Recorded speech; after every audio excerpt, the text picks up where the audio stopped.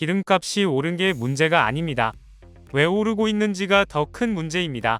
이 질문을 던지는 순간 대부분의 화물차 기사님들은 한숨부터 쉬고 계십니다. 국제유가는 1년 전보다 11% 넘게 떨어졌습니다. 그런데 이상하게도 대한민국의 기름값은 오히려 폭등하고 있습니다. 서울에서는 휘발유 가격이 리터당 2,000원을 넘어가는 곳이 늘었고 경유 역시 1,700원을 훌쩍 넘겨버렸습니다. 많은 분들께서 유가가 떨어졌다는데 왜 우리만 비싸냐고 물으십니다. 그 답은 바로 환율입니다. 지금 대한민국은 달러 1,500원 시대를 향해 치닫고 있습니다. 이 환율 하나가 기름값, 수입 식품 가격, 기업 원가, 국민 지갑까지 모두 뒤흔들고 있습니다. 그런데 정작 이 여파를 가장 먼저 그리고 가장 세게 맡고 있는 사람들이 있습니다.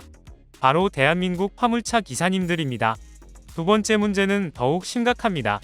기름값이 올랐어도 운임이 오르지 않는다는 것입니다. 화물차 기사님들은 하루 200에서 300리터를 주유해야 하고 길게는 주 5일, 많게는 6일을 운행하십니다.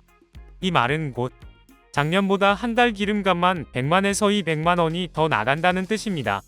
기사님들 말처럼 기름 가득 넣을 때마다 10만 원씩 더 나간다는 상황입니다. 기름값이 오르는 속도보다 운임이 오르는 속도가 너무나도 느립니다.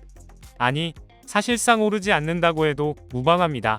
경기 불황으로 물동량 자체가 줄었고 운송회사들은 비용을 감당하지 못해 단가 인상을 꺼리고 있기 때문입니다.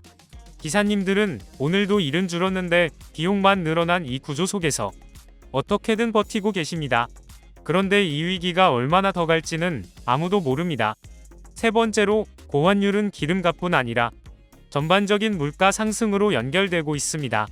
수입식품, 부품, 원자재 값이 모두 뛰면서 서민 가게는 더욱 숨통이 조여지고 있습니다.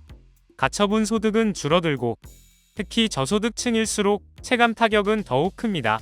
정부는 국민연금 활용 같은 여러 방안을 이야기하지만 정작 환율을 통제하지 못하고 있고 물가 상승은 이미 누적된 상태입니다.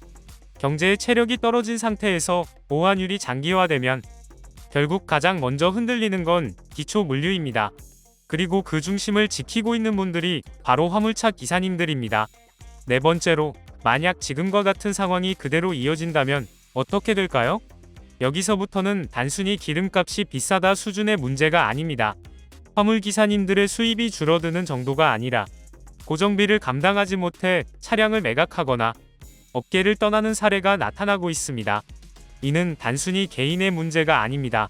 대한민국 경제의 혈관이라고 불리는 물류망이 약해진다는 것, 즉 국가 경쟁력이 약해지고 있다는 것을 의미합니다.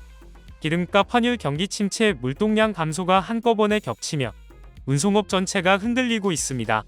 그리고 이 현실을 당하는 사람들은 대부분 서민층이며 생계를 걸고 매일 도로 위에 계신 기사님들입니다. 마지막으로 지금 필요한 건 느린 해명이나 미뤄지는 대책이 아닙니다.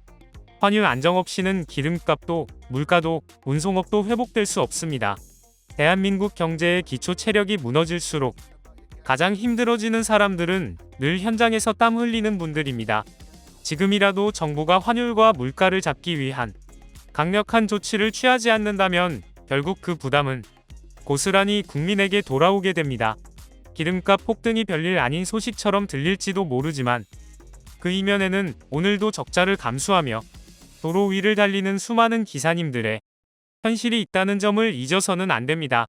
구독과 좋아요 그리고 알림 설정하셔서 매주 자동차에 대한 다양한 설명 들어보시고 설명 영상뿐만 아니라 화물차 계약 영상, 매매 영상 다양하게 있으며 디젤 트럭 어플을 통해 화물차 영업용 번호판 최고가 견적 실시간으로 받을 수 있으니 많은 관심 부탁드립니다. 감사합니다.